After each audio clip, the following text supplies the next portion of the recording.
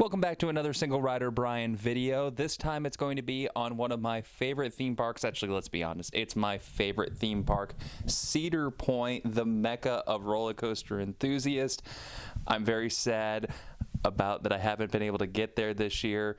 There's plenty of great things about Cedar Point, but we all know what Cedar Point is known for, the roller coasters. So I'm going to do everyone's favorite thing, ranking, and I'm going to give you what my opinion is. We'll start with number 16. Now there are 17 roller coasters on the list, but I combined Wilderness Run and Woodstock Express because they're basically the same roller coaster, the same idea. It's a kiddie coaster to get kids involved. Now I was actually going through Cedar Point's website and I'm actually really confused on their thrill level. They ranked Woodstock Express as 4 out of 5 on the thrill rating. I know you want to amp it up a little bit, and it is 48 inches, but they've got a little kid on the cover, and it's definitely not 4 out of 5. But right next to it is Wilderness Run, which is 2 out of 5, which is a more accurate. I mean, honestly, I would put 1 out of 5, but you're going to amp it up a little bit on your own website. But it's 36 inches for that, so you got the little kids trying to introduce them to the roller coasters. Those are 2, so I put the 2 of them together. Now, Pipe Scream I put next, and I know some people don't even think that is a roller coaster, and I kind of agree with you, but it is classified as a roller coaster. I counted it as a coaster credit, even though I'm not huge on the number of coasters I've ridden.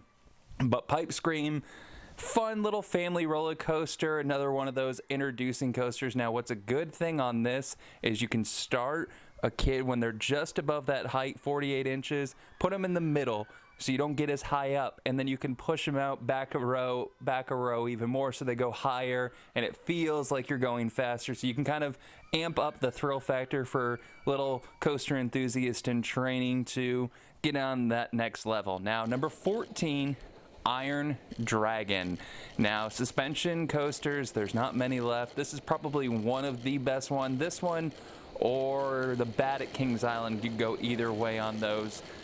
But the cool factor about this, another one of those introductory level courses, goes over the water and you get some fun little elements. There's some cool sights that you'll see. You can see Top Thrill Dragster. I mean, nothing too crazy unique about it. I mean, 2 chain lifts, if that's what thrills you, you've got that. And it's a fun little suspension coaster. The idea of suspension coasters were novel and looked like it could have been great. It just never lived up, and honestly not something I ever ride. That's why it's at this spot. Unfortunately, I have tried to ride it with the VR headsets, but each time I went to go ride it, VR was down or the line was like 2+ hours, and I'm not waiting 2 hours for Iron Dragon during Halloween weekends. So I haven't been able to do it with VR, but yeah, I think that might help it a little bit and kind of why I have it at 14, but I mean, it's nothing spectacular, but another one of those good introductory roller coasters. Another good introductory coaster, number 13, Cedar Creek Mine Ride, your standard mine car, fun little racer, just the mine car trains are all very similar. Next on the list, number 12 is Blue Streak, a childhood love of mine. I remember the building, the little like house at the top, makes me remember that. Your standard out and back historic coaster. Takes up a decent amount of space. It's not going to go anywhere. Opened back in 1964. Recognizable. Blue Streaks, I think they have a high school mascot over that. It's nothing that's amazing. You're going to enjoy it as a little kid. I remember back when I was too scared to ride like Raptor. I was just too short somewhere in that area. I kind of fudged it either way, where I might have been tall enough if I stood up proper, but I was too worried and scared to ride the big boy coasters. So I remember re-riding this over and over again as my mom and sister waited in line for Raptor, and then my dad just sat there going, okay, yep, you could ride again.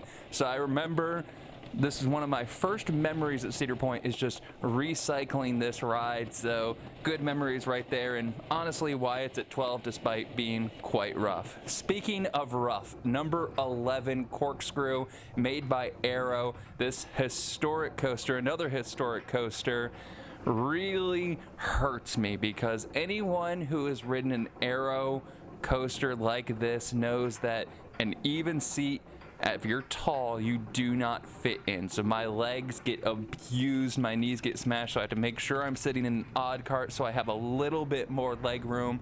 But the new paint scheme, I saw this not this year, but the year before, they came out with a beautiful retro, back to the original paint scheme. Absolutely beautiful on the cars. One of the best things about this, it's one of those rides that I do once. The historic factor. It's also really cool to walk down the midway. You get past the midway as if you're walking back towards Dragster. If you kind of sit in the middle, you can have the car go right over the top of you. That's the coolest part about this, is that you can be interacting with the guests while riding, or you can look up and see that they're going right over top of you. Honestly, the best part of this ride, and just outside the top 10. Number 10, Rougarou, now formerly Mantis. That was the stand-up coaster, got converted to the floorless coaster. Wasn't really sure how it would go over before I rode it, and when I got off of it, it was basically the same, where I really wasn't sure how I felt about it. It works, it's fun. It's just not what I expected on a new ride. Now, it was a re-theme and a redo rather than a brand new ride, so it was a little disappointing for me, but it's over the water mostly. It's fun, it's enjoyable. Honestly, this would be a top 3 ride at most parks. However, at Cedar Point, the bar is so high, it's only my number 10. And the best element of this is definitely the fact that it's floorless over the water, so you get a lot of cool angles. And hey, it's a fun memory of the stand-up coaster element of it, and now you still have some connections back to the time when it was Mantis and now Rougarou. Number 9, Gemini. And yes, I put this over Rougarou because even though it's older and not as fast and doesn't go upside down, the dueling element, and this is particular on the racing part where you have so many of those high five moments, the two trains coming across each other, and hey, when it opened, it was the biggest and fastest, just like all of Cedar Point's rides seemingly are. And it's just a very fun racing element, the competitiveness of it. And hey, you get those high five moments because of the figure 8 layout, and you can high five the trains next to you if you have a group of say 4, well 3 you can even do it.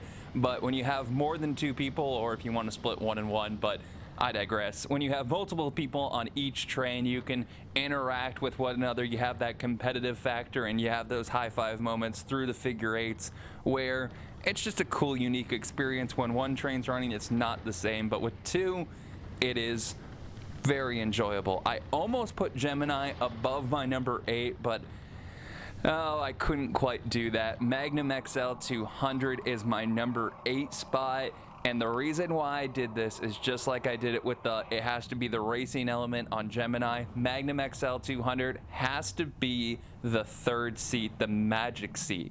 Now, everyone talks, are you a front row guy or back row guy? 99% of the time, or 90% of the time, I'm back row over front row. There are select coasters I prefer the front row. Very rarely do I say not one of those 2 rows. Magnum is the exception. Anyone who has ridden in row number 3, the first car, last row of the first car on Magnum, it is the ejector seat. It will kill you, and it is so painful on your legs because you just get thrown out of the seat into the harness. You hit those bunny hills, as you can see right here and here, those 2 back to back, and the one inside the tunnel, also a killer in the best way possible. Yes, your thighs will hurt so much after it. It'll throw you up, but it is so much fun. It's the one that started the coaster wars, breaking that 200 feet, making Cedar Point what it is today, and all of the history that goes along with it, the pretzel loop, so on and so forth. I'm sure we'll do a deep dive into Magnum XL 200 and the history around it. But 3rd row, wait for the 3rd row, and I mean this in the most loving way. Hurt So Good is a very accurate description of Magnum XL on the 3rd seat. Now, a newer ride, Val Raven. My wife likes this ride a lot more than I do. I know single rider Brian is married. Who would have thunk it? But my wife likes this ride a lot more than I do. It's enjoyable. all dive coasters to me feel like the same. They're the one-trick pony. This one has a little bit more, but you have the straight down dive. You've got a little bit of the hanger, so the front row for this one, for the hanging aspect, is the best. But if you want some airtime pop, you definitely have to go back row, but you're only 3 rows back, so it's not that great of airtime pop. It's a one-trick pony, but it's a fun one-trick. It does it well, but it's still, at the end of the day, just a one-drop dive, and honestly not what Cedar Point needed when it opened. But I'm talking way too negatively about my number 7 coaster. It is fun, I do re-ride it, but it's just not quite as great as the ones in our top 5. Number 6, I almost put Val Raven ahead of Gatekeeper, but I was like, no, the elements of the keyholes when you walk in the park, first of all, it looks spectacular. I know we'll have a deep dive on Gatekeeper. Is the way it views, the different elements, how close you come to the keyholes. It's just an incredible experience, and definitely something that you redo. And the back row on this, definitely where you can feel the G-forces. And another thing that's underrated, that first turn before you go up the chain lift, you peek out onto the beach. Cedar Point has a beautiful, beautiful beach you have right on the lake. It's one of the beautiful aspects. I just use beautiful way too many times, but you have that element of the lake right there, and you get some downsides with the bugs, but you get some amazing views like this right here. Millennium Force, we'll be talking about that one a little bit later.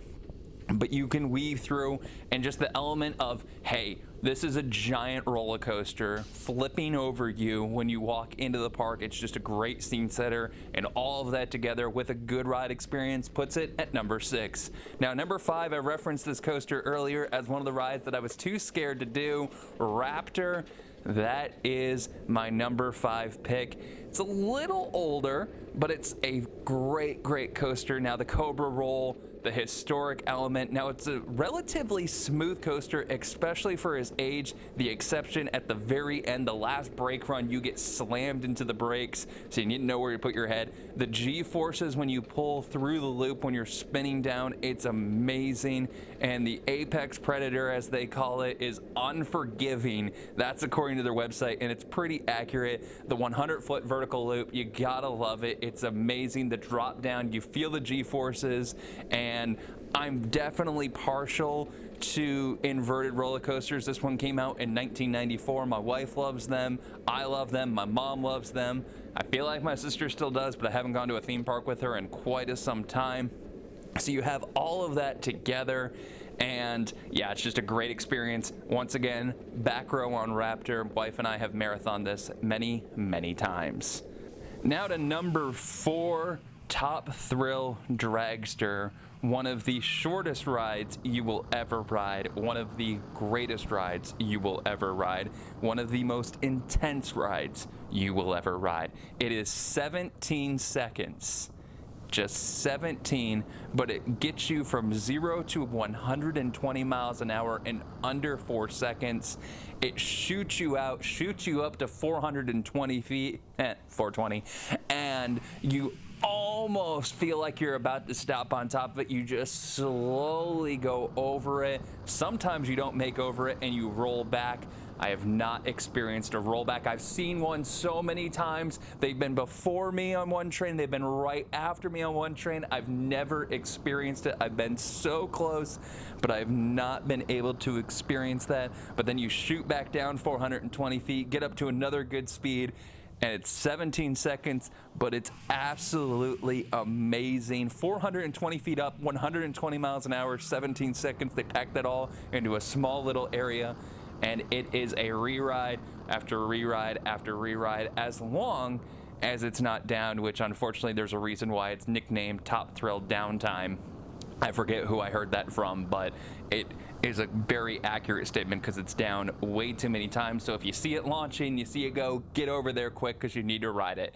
Number 3, and I debated for so long what I wanted at number 3. I knew what I wanted at 1, and 2 and 3 I kept going back and forth, and I decided on Maverick. As you can see, And the reason being is I love this ride so much. This is a #1 ride at any other park, and if you say it's your #1, I get it. If you say it should definitely be above my #2, I get it. The reason why I put Maverick at 3, I'll discuss in a bit when we get to #2, but it's such a fun ride. It is intense. They actually had to remove part of it before it even opened up because it was too intense. I just wish I would have been able to ride that when it was going on, but hey, it's still an amazing ride. The airtime pops, and then the harnesses, when they changed out the harnesses, because that was the only negative part of the ride, they changed the harnesses to the soft level. It just made it that much better. You didn't have the hard shell over. I've actually only heard one person say they like the old harnesses better. The new ones just spectacular. You get so much airtime pop. You only go upside down twice, but it feels like you're going 4 or 5 times. You get that little secondary launch. It's just an amazing terrain coaster. Not what you would have expected when Cedar Point was building this ride, because they normally went biggest, fastest. They went small into the ground, only a max height of just over 100 feet. But you put all of it together, it's an incredible ride, and it's right next to a ride that you'll be hearing about just shortly after my #2 pick. And my #2 pick, I'm guessing everybody kind of knows, if you know Cedar Point, Millennium Force. Millennium Force is my #2, and the reason why I put Millennium Force above Maverick, even though I could honestly, depending on the day, switch it back and forth, is I thought, which one, this is how I'm going to do the list. I get told I can only do one ride. What do I want to do? And I went, okay, I know what my #1 is. My #2, Millennium Force, because if I only got to do one, I think I would rather do Millennium Force because you get over 300 feet. The first coaster ever to do that. We're going to be doing a huge deep dive in the future on this channel on Millennium Force and our next coaster. And I love this ride so much. Yes, it's not as intense as Maverick, it's not as intense as other Giga coasters, but the airtime is good. You got the front row, definitely for this one. Front or back, both are great. Probably front's just a little bit better, but I do love the back. You get the beautiful picturesque next to the water, where when you do that first drop on the left side, it feels like you're going into the water. Then I gray out around the first turn, and then it's just fun airtime chilling through. You're going over 90 miles an hour. It's so great. You're the historicness of this ride. It's just fun. And which ride would I do over and over and over again? Millennium Force, because it's just an incredible experience. Steel Vengeance, there is nothing wrong with this coaster at all. There's no flaws. It's my #1 coaster overall. Actually, there is one flaw. The name Steel Vengeance, I don't get it. Like I said, it's my #1. And you tore down Mean Streak, which basically no one liked, and you built Steel Vengeance, which basically everyone who rides it loves, and it's so much fun. The airtime is incredible. The second half of the ride might be better than the first half. Actually, I think it is better than the first half, and the first half is one of the best rides, period, and one of the best drops, and it gets outshined. My favorite moment is in the first half of the ride when you have the barrel roll and it just continues into the drop, and then later on after the mid-course brake run, which a really funny story about that one, and that will be in the deep dive of Steel Vengeance, about how I have a unique experience on Steel Vengeance, and my riding count on Steel Vengeance has been kept up, and it is one of the weirdest coaster counts you will ever imagine. But Steel Vengeance, over 200 feet, the fastest, tallest, oh, it's amazing, of hybrid coasters. Rocky Mountain Construction, known for their intensity, known for their spectacular rides. 200 feet, 90 degrees, fastest airtime hill. I didn't even know that was a stat, but you know, Cedar Point is definitely going to make their stats, and this ride lived up in every expectation when I rode it. I've reridden it so many times. All of this together, Steel Vengeance, airtime is spectacular, the speed is great, the pacing is incredible. #1 for Cedar Point, #1 overall, and love this ride. This is my list. Now, if you haven't already, like, subscribe, like I said, share the story, argue in the comments about why you think my list is wrong and what it should be. And thanks for watching.